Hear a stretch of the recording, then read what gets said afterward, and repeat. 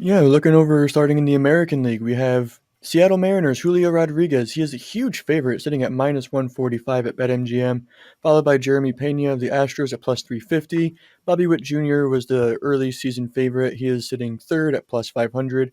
Then we round out the list with Joe Ryan of the Twins at 25 to 1 and Adley Rutschman of the Orioles at 35 to 1. So, Jenks, take your pick. Which one of these rookies do you like the most? I would say that if I had to pick somebody and really put my money down, I would go with Bobby Witt Jr. at 5 to 1. And maybe there's value on Julio Rodriguez, but at minus 145, when you're talking about an award where these are such young guys and it's hard to predict how they're going to perform for the rest of the year, I like the value on Witt Jr. because we know how it is. He is the name here. He got most of the attention before the season, and I get that. There's still value there. And all things being equal, you know how it is when you have name recognition or a good narrative. If you're even with everyone else, sometimes that will put you over the top. But I will say, even though he's not going to win it, I love Adley Rutschman. I'd put a sprinkle on him at 35 to 1 just because of what he's done thus far with the O's. I follow this because I have a lot of friends who are huge Orioles fans, and they were thrilled when he finally got called up. He started off really slow, but in his last 16 games, if you talk about trending in the right direction, he's hitting 310, has a 638 slugging percentage, and 2 home runs. So that's not crazy, but he only has 3 on the season, so he's starting to pick up his power as well. I don't think he wins it. I like the value at 35 to 1, but ultimately, I would go with Bobby Witt Jr. I think for me, if you're looking at hitters, which if you look at the history of this award, 9 of the last 12 Rookie of the Year award winners have been hitters. I'm not sure what these rookie pitchers are doing, but it's really hard for them to win this award. But for the hitters, the main metric is power. And that is what turns heads when it comes to any of these awards. When you're talking about MVP, usually the person who wins it is a guy that has at least a good number of home runs. So I think that's why Adley Rutschman's out of the discussion for me because he only has 3 home runs so far. So I think it's basically a toss up between these first 3 candidates. Julio Rodriguez wouldn't take that at minus 145.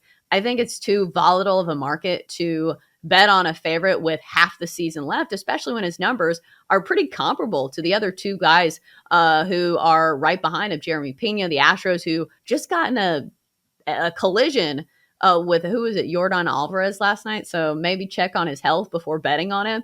Bobby Witt Jr. still think he has plenty of time to turn things around. And plus, he already has 11 home runs on the season. So a good shot for him. If it was me personally picking this award, it would be Joe Ryan for the Twins for me. He has been so consistent as a starting pitcher. And we talked about this before. There is a reason starting pitchers make so much money in baseball. It's because you can single-handedly keep your team in it, and every fifth day, you can almost not guarantee your team a win, but be a big factor in getting your team a win. Joe Ryan of the Twins, 6-3 this year with a 3.20 ERA. I think at plus 2,500, he deserves to be in the conversation for this. Maybe he has an uphill climb as a pitcher, but that would be my pick.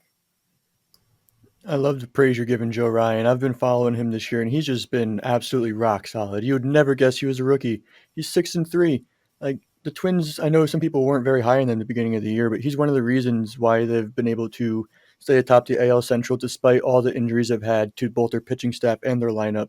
But going back to your point, also like offense is, if you're an offensive player, you're going to win this award. And Julio Rodriguez minus 145, there's no value there. Bobby Witt Jr. got off to a really slow start, which is why he slid down as far as he has. So if you think Bobby Witt Jr. can kind of make a little comeback, I think that's the value play out of those 3. That's just me. But moving over to the National League, we have some more favorites. O'Neal Cruz, the newfound superstar over in Pittsburgh. He is the leader at plus 375 despite playing only 10 games. Then we have Mackenzie Gore over the San Diego Padres at plus 450, Michael Harris of Atlanta at plus 450 as well, Nolan Gorman of the Cardinals plus 475, and lastly Spencer Strider, the starter for the Braves at plus 550. So Chelsea, which one of these rookies do you like the most? I'll go with another pitcher. And like I said, it's tough tickets for pitchers trying to win this award. But Spencer Strider of the Braves at plus 550 has been good this season. 3-2 with a 3.02 ERA. Already has 17 games under his belt, 6 of them being starts. But looking at the strikeout numbers, they're gaudy in this one. 79 strikeouts in just 53 innings of work.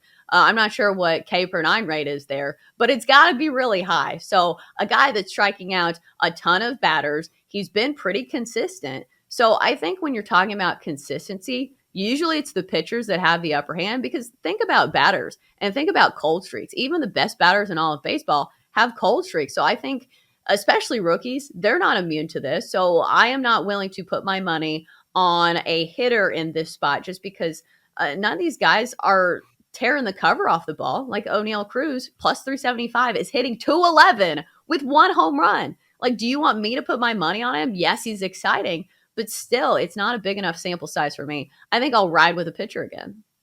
The fact that O'Neal Cruz is plus 375 and the favorite right now is ridiculous. He's played in just 10 games this season. I'm not saying he has no chance to win. He's clearly a talented guy. He's an exciting guy. But you're telling me a guy who's played 10 games, all of a sudden you have a big enough sample size where, oh, I'm going to put some money on this guy? Absolutely not. So I would maybe take Michael Harris, I guess, at plus 450. I looked at Spencer Strider too, but I like Harris quite a bit.